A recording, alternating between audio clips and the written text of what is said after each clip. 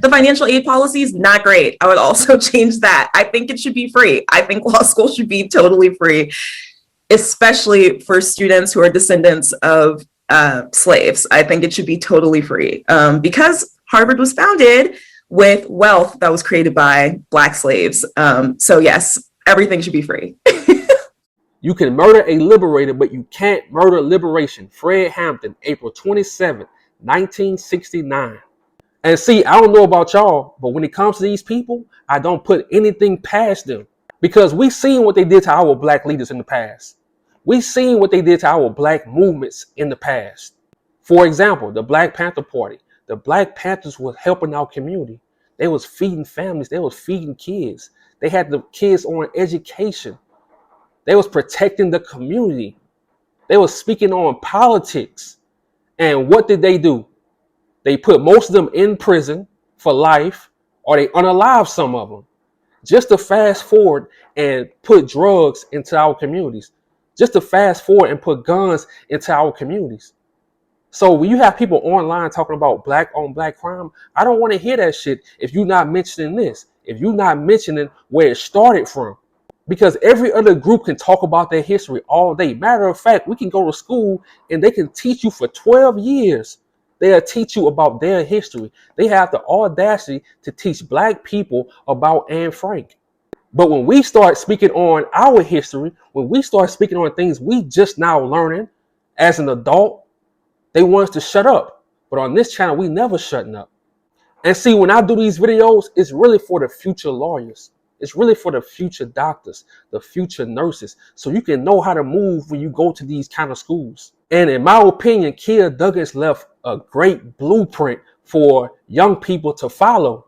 And also at the end of this video, I'm going to play a special video by her. And see, when you Black and you go to school like Harvard, the FBI, the CIA, whatever you want to call them, they are watching you. Their eyes are watching you because they trying to see what group you trying to join, what movement you trying to start. Because you got to look back. What did President J. Edgar Hoover say? There will never be another Black Messiah unless we create him. And in this video, I'm going to show you how powerful Kiah Duggins would have been if she would have went to Howard and everything after Howard, how powerful she would have been. Now, in another video, I mentioned that Kiah Duggins went to Taiwan. She went there after she graduated college and before she went to Harvard Law School. And Taiwan really was a turning point in her life. That's when she was really like reborn again. She said the respect she received in Taiwan, she wanted Black people in America to receive that same respect and to feel that same feeling of freedom. And so I really want y'all to subscribe to this YouTube channel. Her name is Dominique Murdoch. A few years ago, she did these videos of Kiah Duggins, and these videos are so amazing. I think they was roommates when they was back in Taiwan, and these videos are so amazing, and they age well. And you need to send these videos to the young people in your family so they can have a blueprint of how this stuff really goes. So shout out to Dominique Murdoch. So fast forward, after Kiah Duggins graduates from Harvard Law School, she joins this group, and this is when stuff begins to get real. Kiah Duggins became a member/leader of this group, Law for Black Lives 2022 Legal Fellowship Movement, Lawyering Intensive. Remember I said the word liberation. That's what Fred Hampton said back in 1969. That's an important word. Now is the time more than ever to bring in, build up, train, and unleash a cadre of lawyers and legal workers ready to aid in the fight for Black liberation. After a 2-year-long pandemic, one of the largest mass movements for racial justice in the country's history, we need lawyers who are trained up and committed to help actualize the radically different world that communities and organizers have dreamed up. This year's fellowship focuses on equipping a group of 15 fellows with the skills, relationships, and resources necessary to support the fight for liberation. The fellowship will help participants build the relationships and skills necessary to build out strong movement lawyering infrastructure. So imagine 15, 20 John Cochrans. Imagine powerful Black lawyers. They can't have that in America. And see, when you black and you graduate from Harvard Law School, they expect you to leave and go into the world and act like this. And I can't say the word because of YouTube, but you know what I'm talking about if you saw this movie, Django. And not just act like that, they expect you to graduate and leave your people, look down on your people, and they want you to think that one day Caucasians will accept you. But unlike many, Kiah Duggins chose a different route.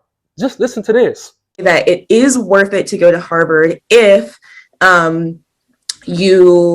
if you're interested in using the power and privilege that Harvard gives you to redistribute somewhere else, then it is worth it to go to Harvard. See, she was using Harvard and fighting for her people at the same time. She was using Harvard and spreading information that a lot of people didn't know. And not only that, she was about to go to Howard and plant the seed of liberation in black students' mind. Imagine that. Imagine the mind frame that she has, and she going to Harvard with all those black students, with all those black men and women, and she's going to plant the seed of liberation into their minds. Imagine how powerful she would have been. So let's travel back to that 32-page journal that she wrote in 2021, the same year she graduated from Harvard Law School. Entrance, Convergence, and Organized Resistance during the United States Civil Rights Era. Much like Taiwanese peoples organized resistance against the KMT in the 1940s, Black Americans organized resistance after the Civil War was met with violent reactions perpetrated by governments within the United States to preserve white economic interests.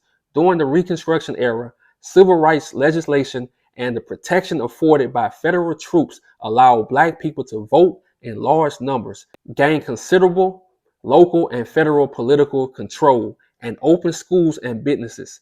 Black people's breathtakingly fast and organized consolidation of political and economic power directly threatened white people's political and economic interests, leading to violent backlash. White supremacist groups like the Ku Klux Klan sought to restore slavery's racial and economic order by unleashing a terrorist campaign across the South, complete with bombings, hanging people with ropes, and mob violence. This terrorist campaign was endorsed by the Supreme Court and federal and state governments, effectively legalizing white supremacist vigilante mob violence against Black people.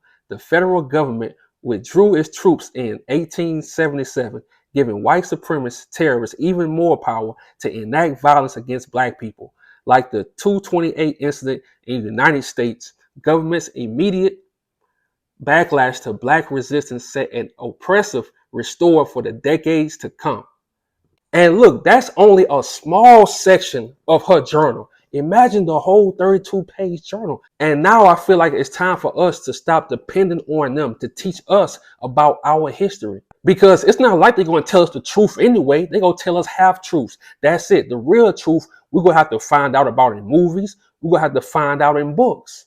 And now you have platforms like Facebook, YouTube, Instagram, TikTok right now. You have all these platforms where we can share our own history. We can talk about our own ancestors. We can talk about our own leaders. We can talk about our own movements. We don't need to depend on them anymore.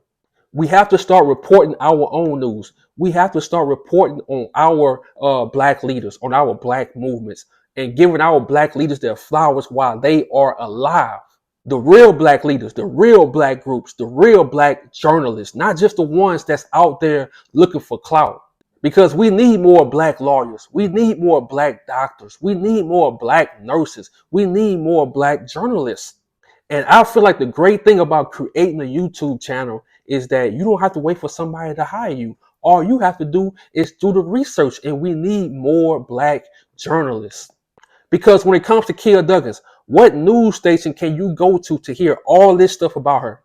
No one is going to tell you about her 32-page journal that she wrote. No one's going to tell you that. No one's going to tell you her real ideas, what she had for her people. You will have to search for that yourself. So that's why I say we need our own Black YouTubers, our own Black journalists. So shout out to all our people that's in college right now. And your dream is to help your people.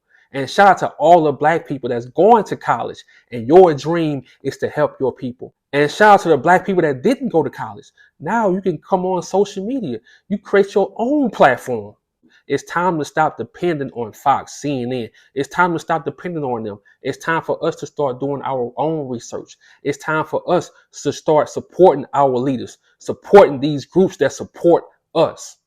I'm going to leave y'all with this video of Kiah Duggins. I'm out.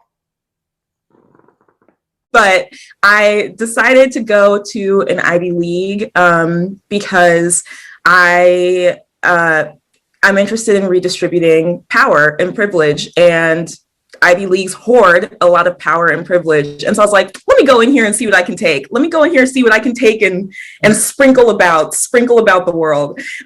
So that's why I chose Harvard. And Harvard's a good place to come and get take things, take resources, get all you can, sprinkle it about the world, kind of like Robin Hood style. And so, yeah, that's why I chose it.